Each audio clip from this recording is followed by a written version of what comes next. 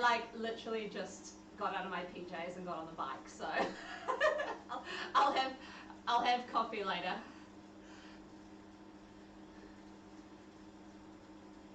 Yeah, it's not too bad. It's not too bad.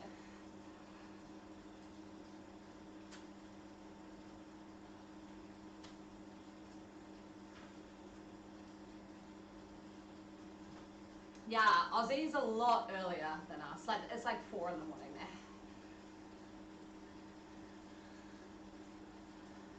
Hi.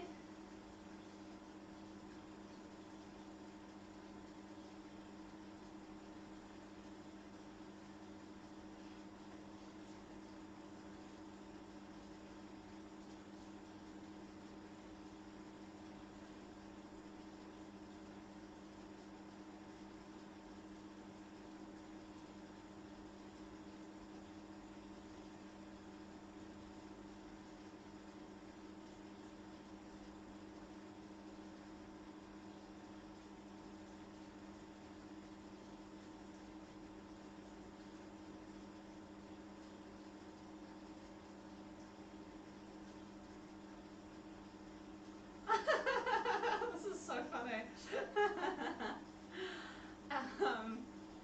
I was thinking like rolling out at like 1.5 to 2 watts. Is that alright?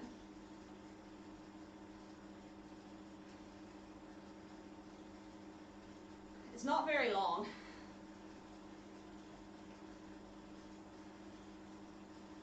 Hey, no probs. Oh, it's not too bad, honestly. I feel sorry for whoever's going to be reconning Climber's Gambit. That's going to be hard.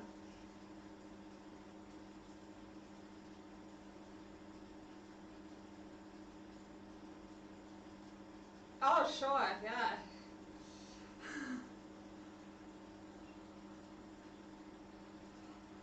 Yeah, it's...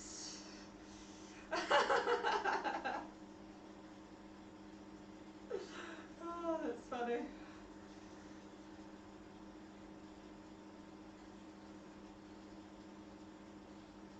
Oh, awesome. Yeah, that's cool. I'll, actually, I can open up the chat on there so I can see it on screen if anyone asks any questions.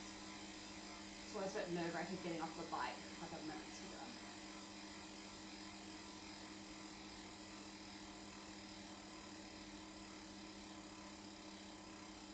Oh, yeah, no, I got it. Oh, yeah, if you want to.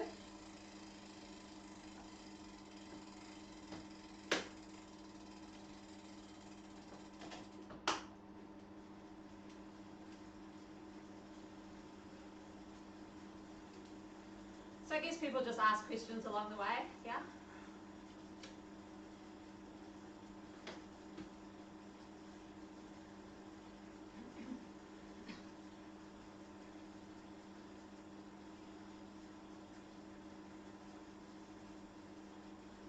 Okay, cool.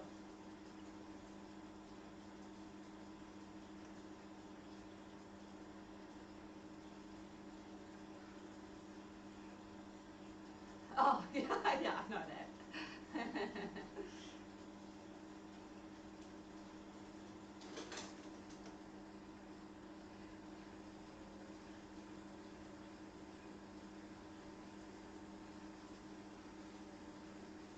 Sure.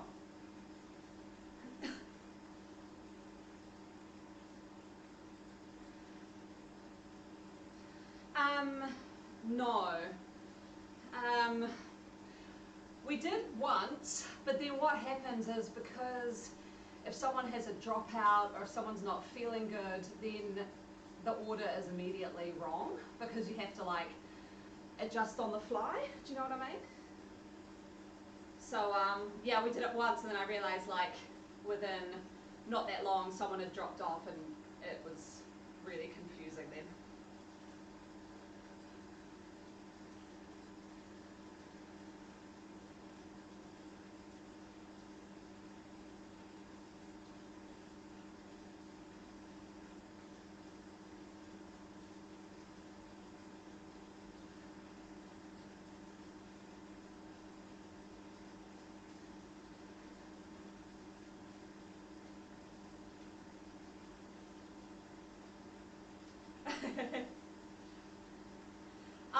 nice, yeah.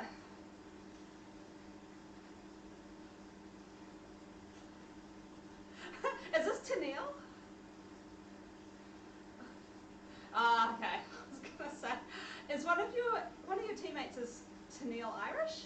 Is she brave? Oh. The reason we think it, yeah, it's I think because do you put Irish in the back of your name? Is your last name Irish? Ah. Oh my god, that's funny. I have to correct him. Yeah, I mean, you love racing, right? It's so good. It's so impressive.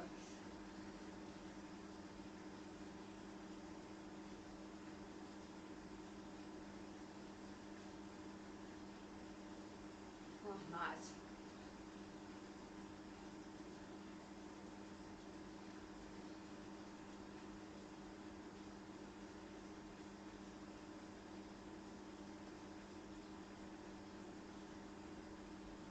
Oh, that's so good.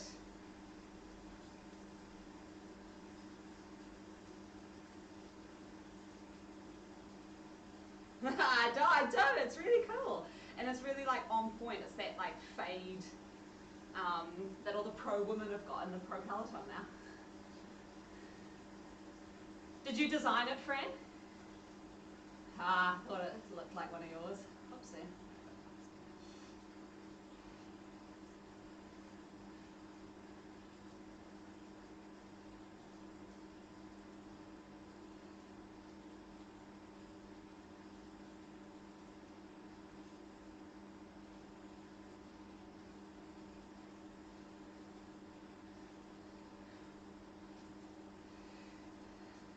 Yeah, I'm just actually writing a message up on screen, so I'll just click go and then I'll say, yeah.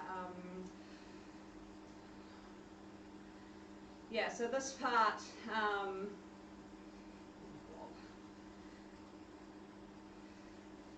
this part is really, as you can see, up and down and twisty and turny. So what I would tend to do with our team is what you call like just riding with momentum. So especially if you don't have a DS, it's a bit tricky, but if you have a DS, just have the DS like, someone will get a little bit of momentum on a downhill and will just naturally move to the front.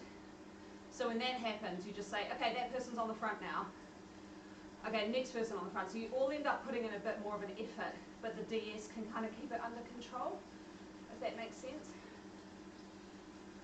And if you don't have a DS, then basically just ride this bit as a group, because it'll be near impossible to stay in any kind of order or line, just with the twists and turns and ups and downs. On this part for sure, yeah. So looking at the new draft, the sort of best formation that we've come up with is to have, once you get onto the flat terrain, is to have the order going, but only 2 riders at the front actually in a line, and the rest all just blobbed up behind them. Yeah.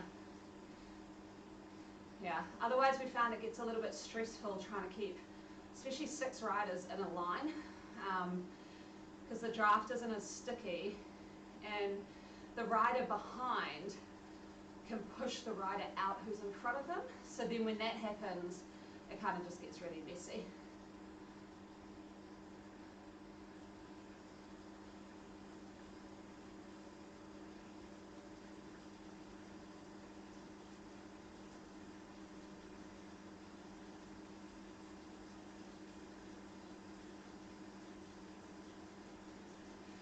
I like them to, yeah, I mean, that's a really good point. I personally like them to come from behind the lead rider, just because if they slingshot through the group, although it is quite a good idea as well, I would like to test that a bit more, but if they come from behind the group, they can surge massively, yeah, like surge off the front, because they've slingshotted through everyone. And the worst thing for a TTT team is surging. Like it just, what happens is someone surges off the front, then the person who's off the back has to fight to get back on, and then they're really tired. And then if the next person surges, it just ends up blowing up the team. So like the smoother you can make it, the better. So we'll say like off in 5, and then that gives the next person enough time to build up power.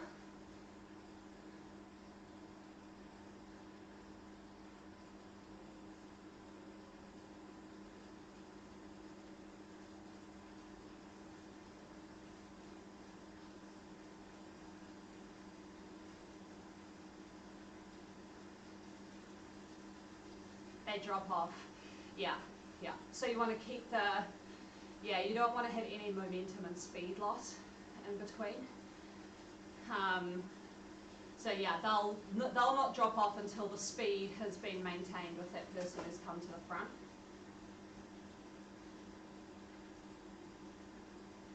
And we mostly ride on a target speed as opposed to a target power.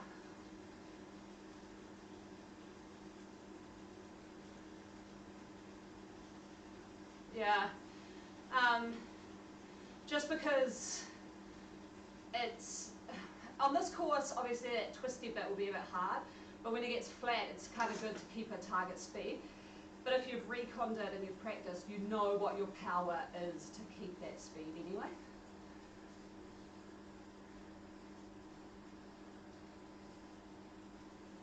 Yeah, although everyone will be going that speed, so it's, yeah.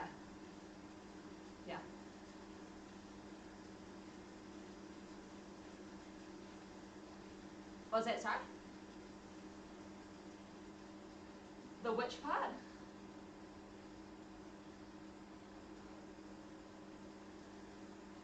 Oh, the QOM, gotcha. Yeah, no, so the QOM is a little bit different in that you would usually, what we do is pick our best climber who's not going to get too gassed, like tired, and they'll just set a pace up the climb. So that's what we did for, like, do you remember that New York QOM one? Yeah, so we set our best climber up to just pace us all up that climb at a certain watts per kg.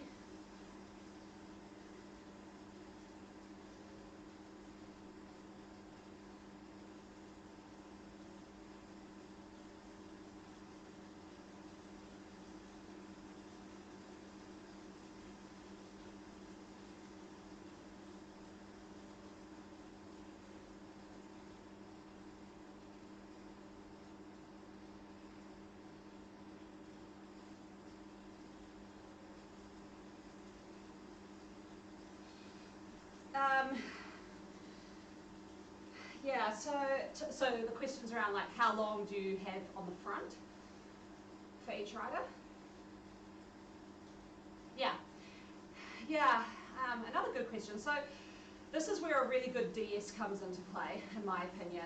As a really good DS, we'll be looking at, I mean, you can't look at their facial features to know if your riders are hurting, but you can look at heart rates and how quickly a heart rate is coming down after they've had a turn, how high their heart rate is to threshold, and what that does for a DS is know if someone needs to skip a turn or take a really short turn, or you can tell if they've come off the front and they're sort of yo-yoing a bit at the back and not getting on as easy. You can kind of just see as a DS if people are hurting. So as far as turn length, we'd start with around 30 to 45 seconds each, but then it'll vary pretty quickly depending on how people are feeling. So, and because it's based on raw watts, so if you're on a flat part of the course, someone who's, say, heavier but has really high watts could take a longer pull than someone who's lighter with less watts. But then we've had times where someone's had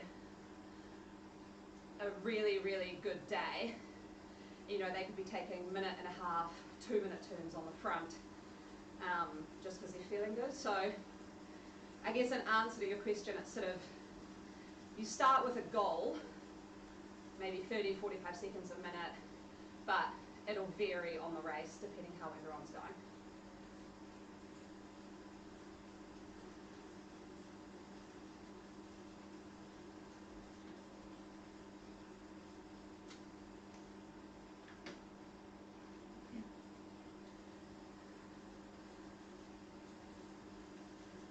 Oh, I always use 0. Do you know about the 0 view? Yeah, it's amazing. So you just hit 0, and then you can use the plus and minus to zoom in and out, and then the arrow keys to pan the camera around. So on. Oh, is it? Yeah. Okay, so I would use then whatever view is as best a bird's eye view as you can have. So anything where you can see, the most riders you can,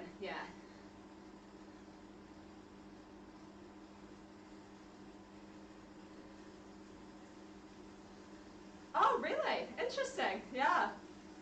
Yeah, for a TTT, yeah.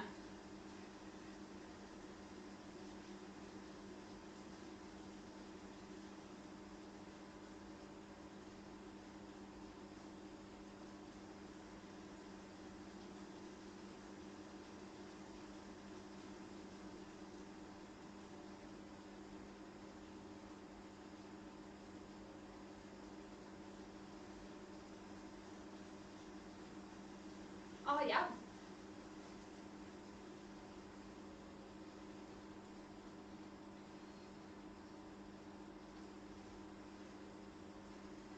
Yeah, I mean, I don't, because I think what works better when we haven't had a DS is actually looking at the mini-map, which shows where all your riders are around you. You know, the mini-map in the top right. And also the screen on the right-hand side that shows all the second differences. So like I say to the team, like, I'm DSing, but if you see anything when you're taking a turn on the front, if you see anything that doesn't say 000, you've gone too hard. So it's kind of, I think that would be better perhaps, because you can look behind, but if you're on like a little downhill bit like now, they could be quite far behind, but still roll through pretty quick. And then also just talking, like trying to talk as much as possible.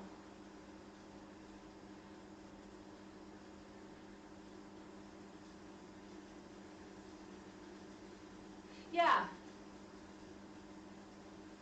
Yeah, absolutely. So that, or the seconds on the right-hand side, all of that is a good indicator of where people are. Because the problem is if you're looking in the rear vision camera and you're not the lead rider, well, if you are the lead rider, you should be focusing on riding some high power. And if you're not the lead rider, you're going to take your eyes off the person in front, and you could end up dropping off them or pushing into them, you know. So I think, the meters there is pretty good. The time on the side, the dots on the top map, they're all kind of good indicators.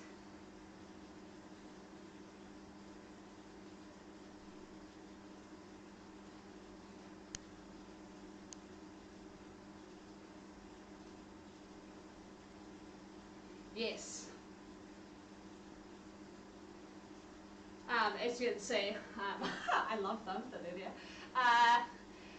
Okay, so I mean, this is just my opinion, it's the first time we'll all be kind of using them as tactics, but in my opinion, if you have the draft, you would probably just save that, either for a rider, if the rider is really, really struggling, you would save it so that they can hang on a little bit longer.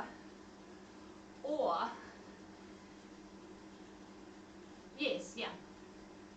Yeah, like the Hail Mary power up, like the, oh, I'm not going to make it. Yeah, or what would be a bit more proactive is using it, a rider using it before they then have a really big pull. So they've had like an extra bit of recovery, and then they take a much stronger pull the next time through, or a longer pull.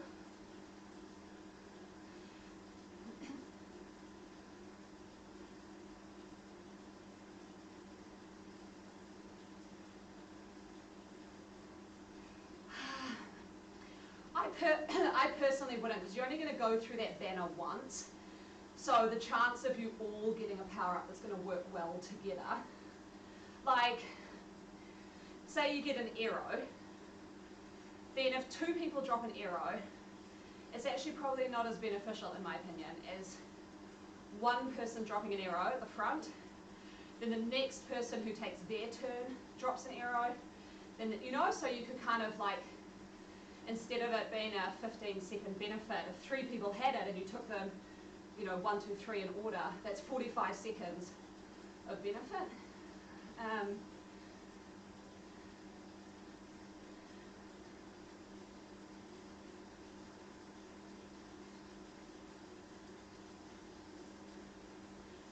Yeah, so it's kind of more of a team effort power up as opposed to in the scratch races where you just drop it whenever you want, really. And obviously the feather would be coming up to around this part of the course. The aqueduct actually isn't too hilly, it's this big long drag leading into the aqueduct. Would be a great time for someone to drop a feather. I don't think the feather's going to be sort of as strategic.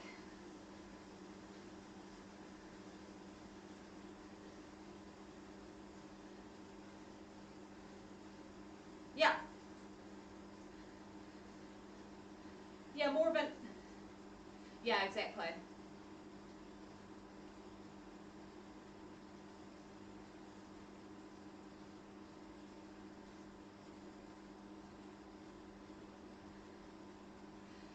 Well, actually, you're the best rider on the TTT team because usually like I was saying before, usually the heavier rider has better raw watts than a lighter rider. So on a TTT, other than this little part of the course and the first part, this is like a great course for that heavier power rider. Like you could be taking longer turns on the front. Like when you're on flat terrain, weight just doesn't matter. It's just about power.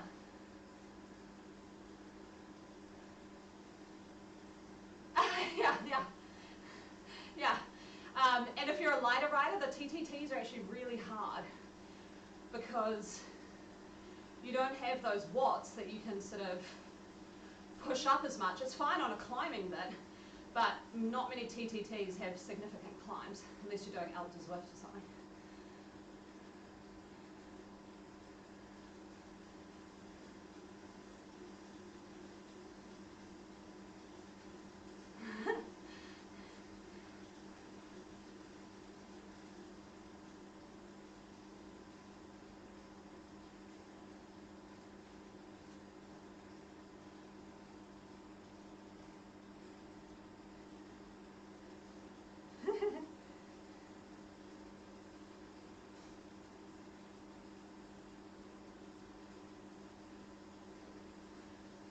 That's okay. I'll write some comments on the screen as well.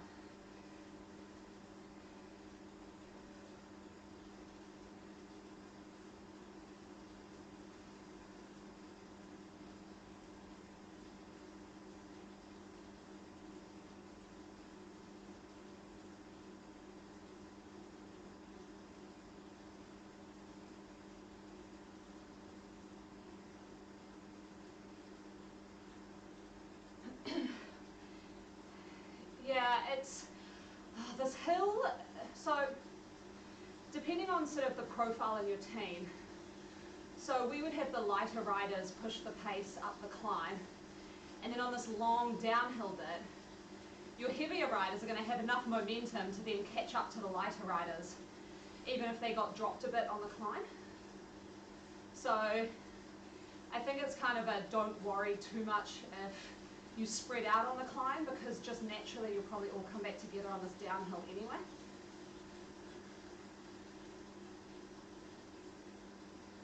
Yeah. I think that's the biggest thing I've learned actually, is not to overanalyze a TTT, because you can analyze it as much as you want, you know, like, okay, this person hold these watts, this person hold these watts, and then we'll take turns of this amount, and on the climb we'll do this. And then, like I said, you start and someone's had a terrible day at work, and they're like, my legs are heavy. You know, and immediately like, okay, let's change everything, you know? So I think, yeah, the best lesson I've learned is just to keep it sort of as fluid as possible, and make sure there's just like talking and conversation is the best thing. If you don't have a DS, and if you've had a DS, just make sure the DS tells you what to do.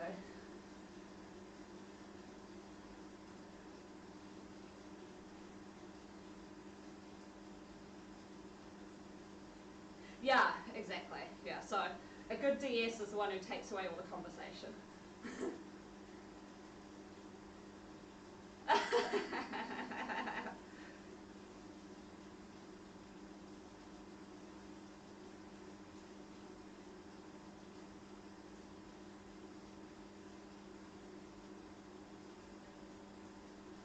Oh, hi.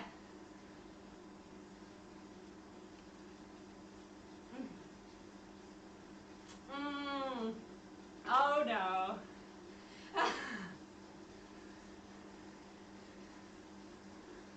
Oh. You're the surger. I call them in commentary the hero pulls. It's always really funny in commentary because you see someone who's like just surged massively off the front, taking this huge turn that like has great power numbers, and the whole team is like 5 seconds off the back, and you're like, ooh, that's a hero pull.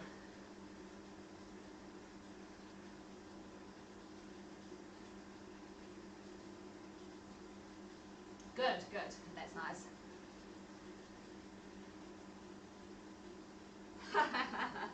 Oh, that's good. Yeah, it's my, I've been DSing them for ages, but it's my first time doing one in a very long time this week, so yeah, it's one thing to DS, but the other thing when you're on there.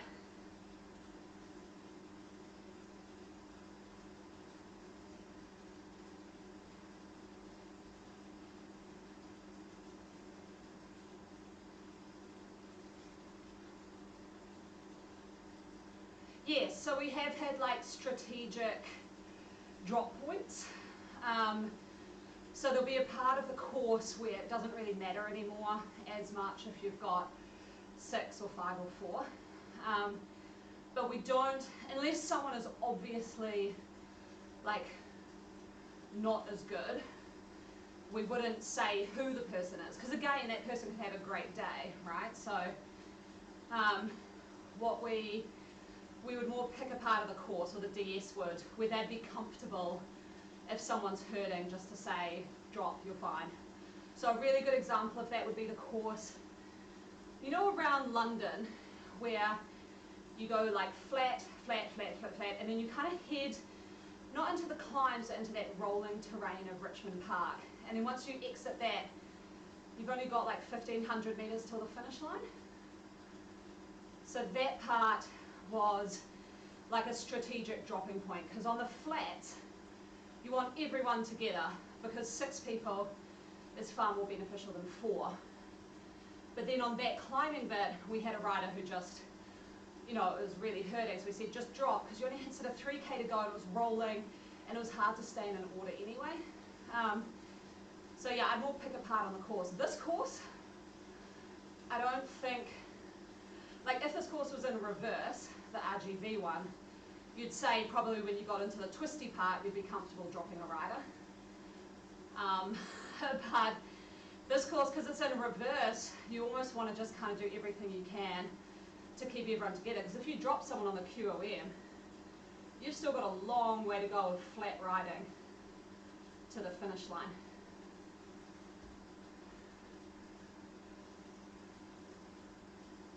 The better thing is, like, if someone's really hurting, is to just have them like miss a few turns at the front, because at least still they're creating a big draft. So every person there is creating a draft. So even if they're just a body in the pack, it's better than, you know, them dropping off. However, like, obviously if they're really suffering and it's bringing down the speed, then that's not ideal.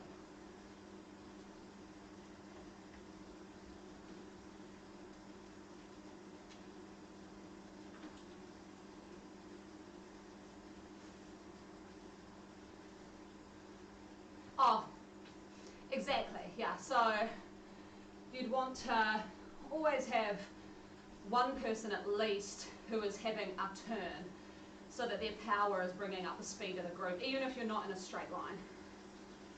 Because if you, I think the worst thing in a TTT is entering confusion into the mix. That comes back to that first question about whether you put numbers in your name. So if something mucks up the numbers and now everyone's confused, you'll have like a massive drop in speed. So I think it's just, yeah, always making sure someone is pushing off the front. Yeah. Gilda?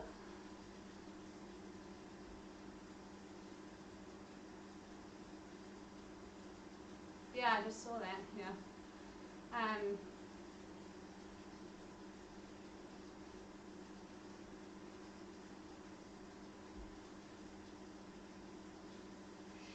Yeah, so that you're not having a drop in momentum.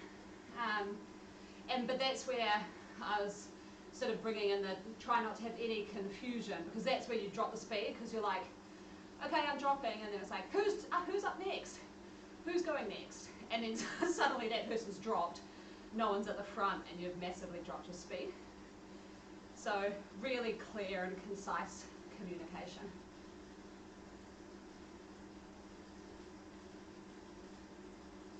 Yeah.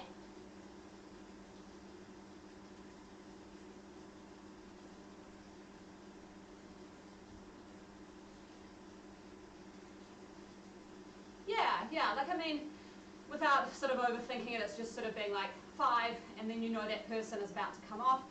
If you're up next, you're building up your watts in like a controlled way so that you don't surge, and then if all goes perfectly, then you've moved to the front when that person drops off.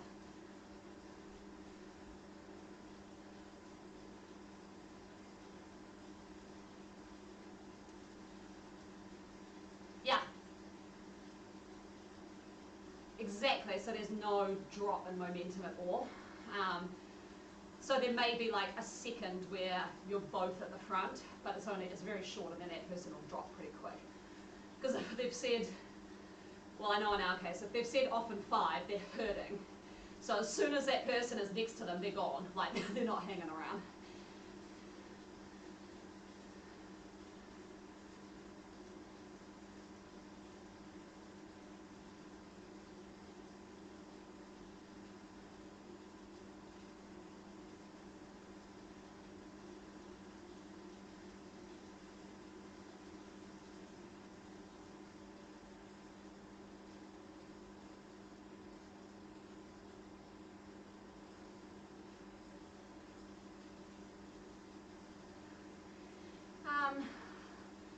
I guess this comes down to your team goals.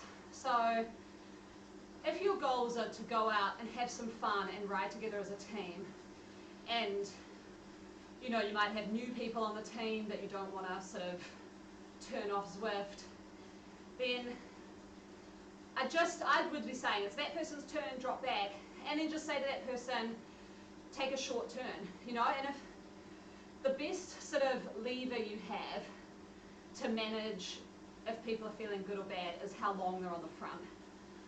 So if you're a DS and you've just seen that someone's really eager, give them a really long turn. So when they go to the front, be like, okay, you're there for 2 minutes. you know?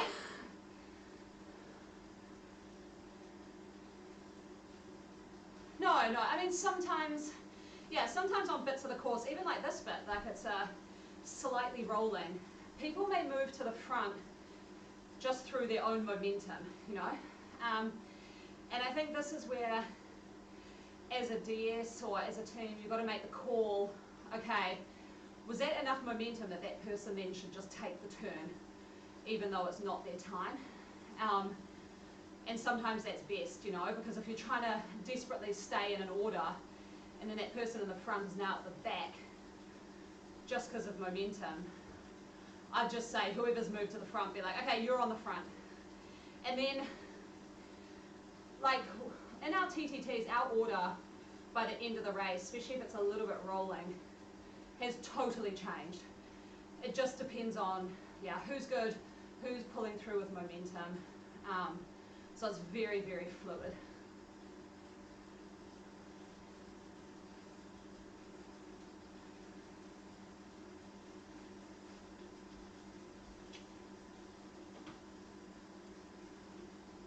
Yeah.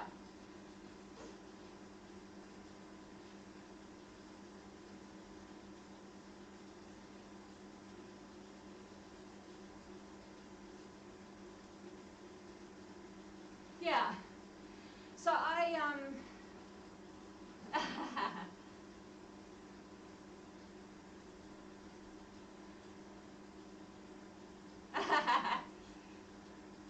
so when I rode for Fearless a little while ago when I was just coming back after my baby was born, and when I started I was like, oh, like there's quite a different ability level in this group. So even though when someone was on the front and I was like, oh, this is slower than I could go, I was like, no, I'm just going to tuck in, you know, we'll all, you know, I can say, do you want to take a 30-second turn? And then I would take 2 to 3 minutes on the front. So I think as well, being really clear with the team even before the race, like if you're feeling really good, instead of pushing through someone who has a turn, you just take a really long turn. Because I think as well, if you're on the front and someone's continually pushing your turn, it can kind of get quite demoralizing because you start to think, oh, I'm not fast. Oh, okay, well, that's not great. And either they'll take a massive turn next time and surge to the front just to prove everyone wrong, which isn't good, or they'll just drop and not want to do it. So I think that's where I was saying, like, if you want it to be a fun team experience, I think just laying out that stuff clearly beforehand is quite a good idea.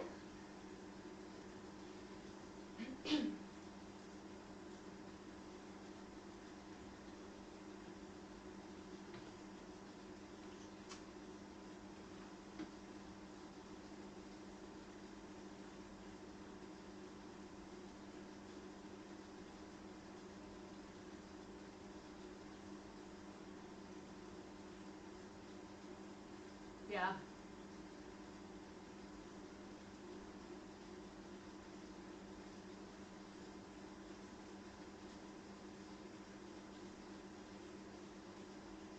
Yeah.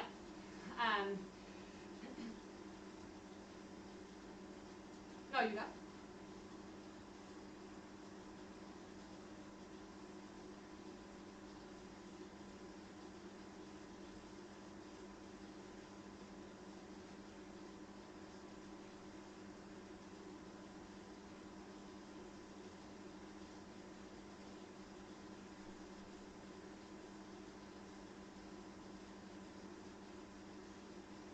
Yeah, watts per kg, yeah, watts per kg isn't a great measure in a TTT because say, well, for extremes, say you've got a rider who's 50 kg and then say you've got a rider who's 100 kg, their watts per kg on the flat is going to be extremely different power.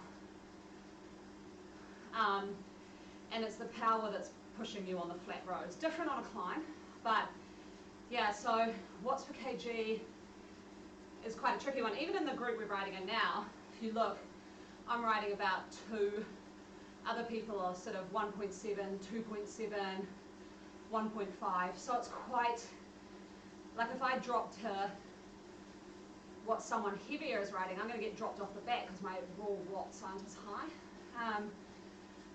So watts per kg can be a little bit deceiving, which is why you'd see someone who's riding far less watts per kg. It's probably that their power could be quite similar to yours, or you've gone on a bit of a downhill and they're heavier and they just come through with momentum.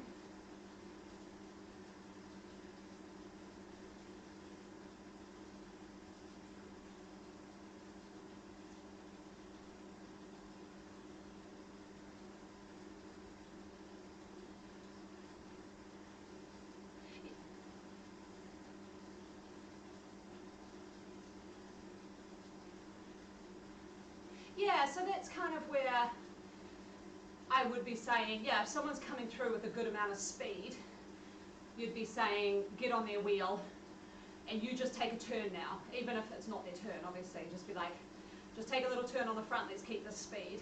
You know, like, it's kind of what you call like free speed. So you want to, you know, make the most of that.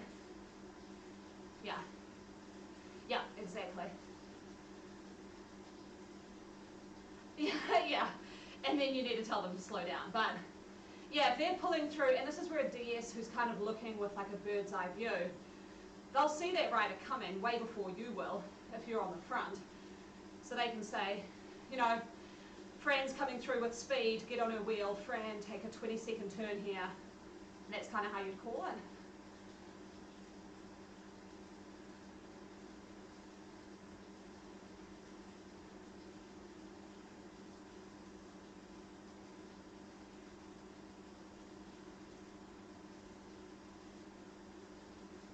Yeah, exactly. And I think if you've ridden with each other for a while, you know the riders who had more momentum. So you know, after a while, oh, we're on a downhill, we know Fran's going to come by, I'll get on her wheel. You know, it kind of, if you've done it for a while, you sort of know what each rider's sort of riding style is.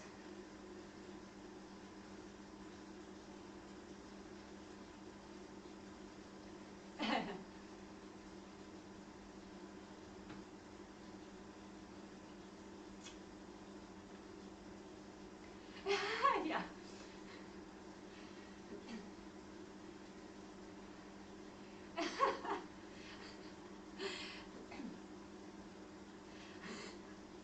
Yeah. So I think on our team, I set a rule, I think from the first TT we did back like 2 years ago, that you couldn't say sorry. Because like when we did a practice, it was literally like, sorry, oh sorry, sorry. I'm like, stop saying sorry. If you have a DS, that makes it a bit easier, because because they can make the call for you. But it's really hard if there's no DS to tell someone you need a drop. Like, that's a really hard call to make. And that's where you've got to know the goal of the team. Is the goal of the team to sort of, you know, are you wanting to win, or are you wanting to just ride as a team? Yeah, so again, just make it really clear beforehand, like, okay guys, we're sitting at the top of the table, we want to win. If you're not feeling good and you know you're kind of sort of dropping off, you make the call that you're going to drop. You know, so the more communication you can have about it before the TTT is better, because you know on the TTT, there's not much talking, your heart rate's through the roof, and things that wouldn't sound too bad usually sound terrible because you're hurting. You know, if you're really hurting and then someone says, hey Anna, just drop already, you know, I'd probably burst into tears and be like, oh my gosh, I've left down the whole team. Oh, this is horrible. I never want to race again. But if we'd talked about it, I would feel, you know, less bad.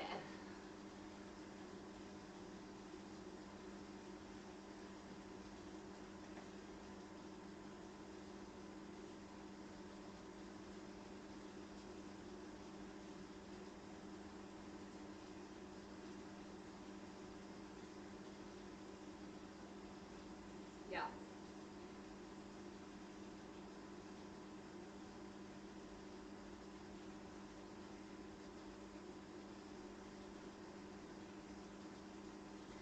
yeah, just the personal responsibility. And the same thing if you're having a great day, you know, stepping up and saying, I'll take longer turns today.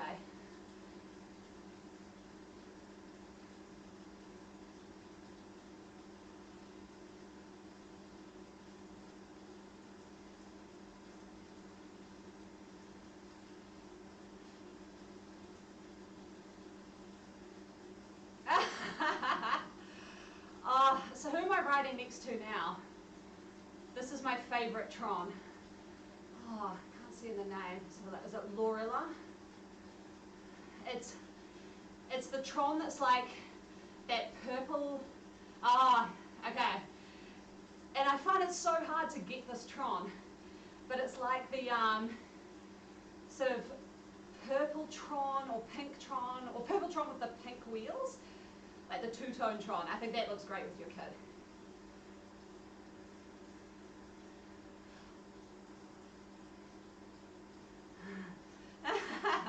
Yeah, you don't have socks on.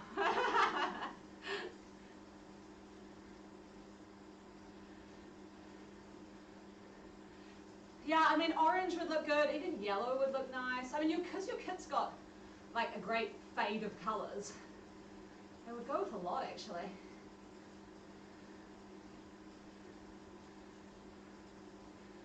Ah.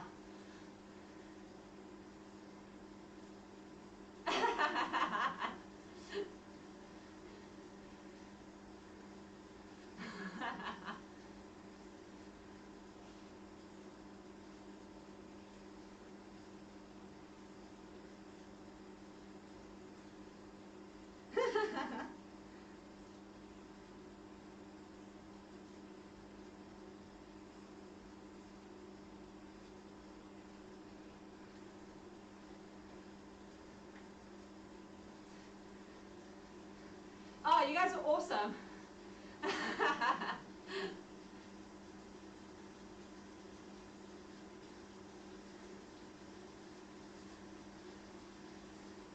Oh, awesome. Oh, that's really cool. No, thanks for having me along. It's been great to ride with you guys. You've actually made me question some of the strategies and have a think about that pushing a rider through from the back. I kind of like that one.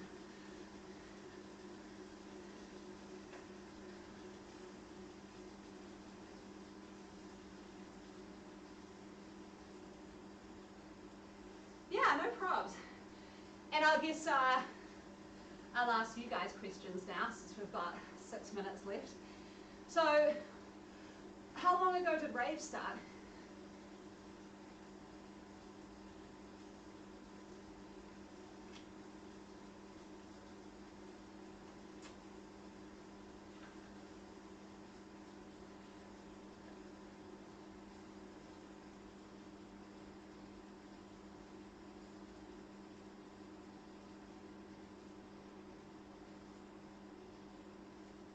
And what's the sort of like mantra of RAVE? Like what's the, what are you guys trying to achieve?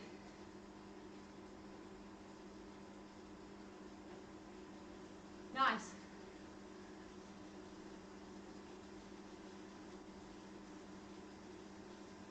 Cool. Sweet. Nice.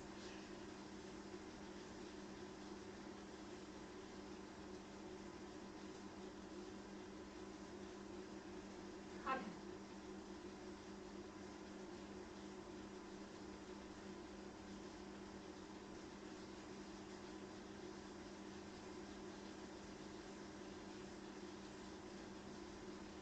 Yeah, it adds a whole, like we've said to our team, like we're from all different areas of the world, we've never met each other, but we're all like, it's the highlight of our week, like coming together and racing. It is so fun.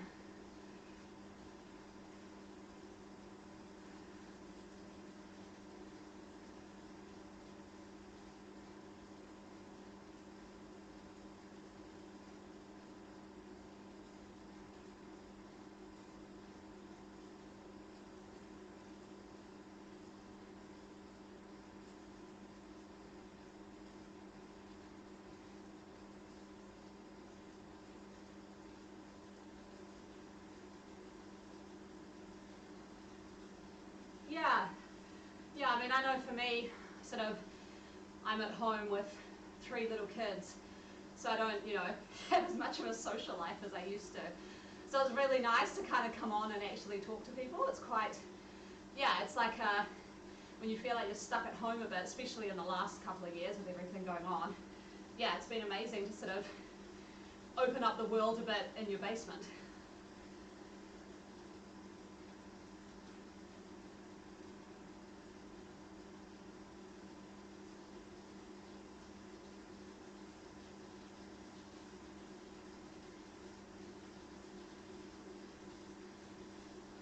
Yeah.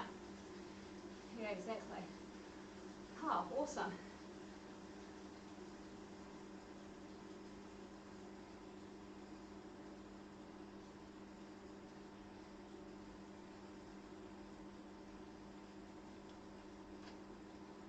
Mm.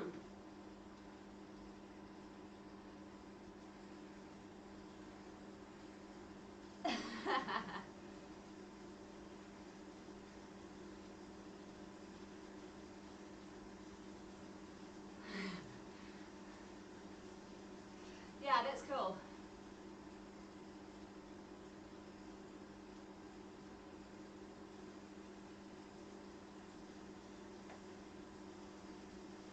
Whoa, it's a lot.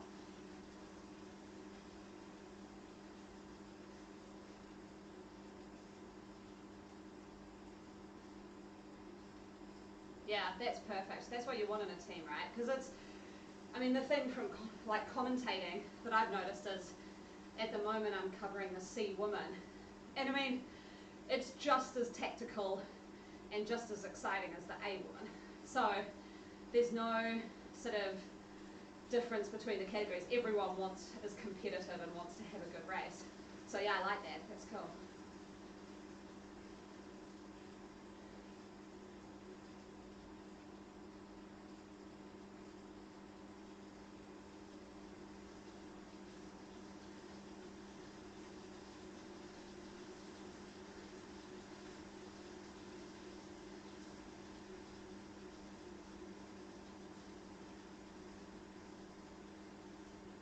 Yeah.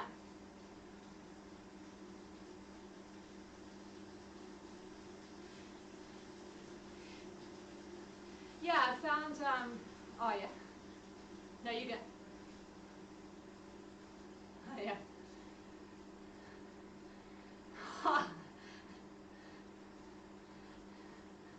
So I love, yeah.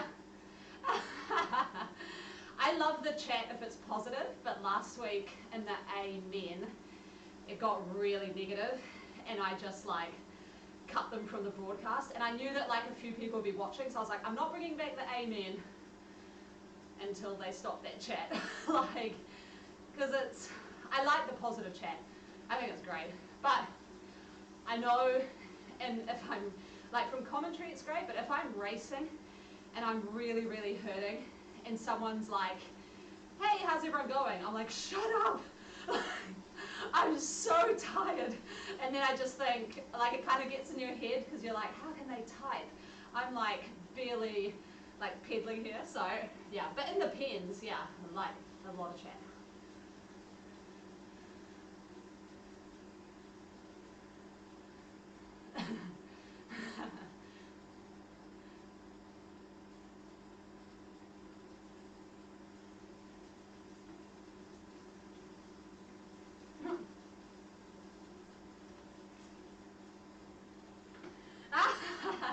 Yeah, that stuff's fun. That's cool. Some of the chat you see on screen though, it's hilarious. Like, it's just so classic. Yes. I know. It was classic. And because now you have so many people, like especially in the chase race, who are watching the commentary as they're racing, so they're kind of commenting to you, the commentator, which is just so funny.